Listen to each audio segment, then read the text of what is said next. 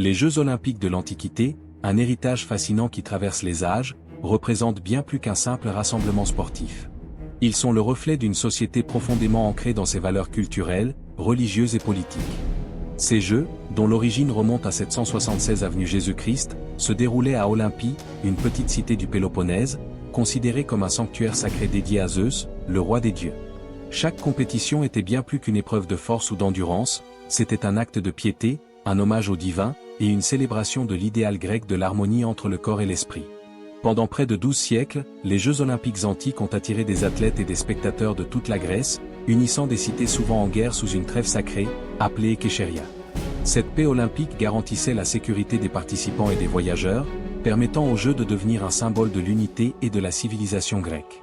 Ces compétitions incluaient des épreuves variées, comme la course à pied, le lancer du disque, le pugilat, et le pancrace, une discipline redoutable mêlant lutte et boxe.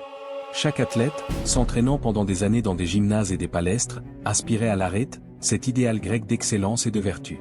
Les Jeux n'étaient pas qu'un défi sportif. Ils servaient aussi de vitrine politique et sociale. Les cités-États y affichaient leur puissance et leur culture, commanditant des statues et des poèmes pour immortaliser leurs champions. Les vainqueurs, couronnés d'une simple branche d'olivier, jouissaient d'une gloire éternelle et recevaient parfois des récompenses somptueuses dans leur cité natale. Mais l'esprit olympique ne s'arrêtait pas au stade, il incarnait aussi l'aspiration à l'immortalité, l'idée que l'homme, à travers l'effort et le dépassement de soi, pouvait se rapprocher du divin. Cependant, les Jeux olympiques antiques finirent par s'éteindre au IVe siècle, sous l'Empire romain, lorsque le christianisme, désormais religion officielle, condamna ces célébrations païennes. Il fallut attendre le XIXe siècle pour voir Pierre de Coubertin raviver cette tradition, en donnant naissance aux Jeux olympiques modernes, qui, bien que transformés, gardent l'essence de cet héritage antique.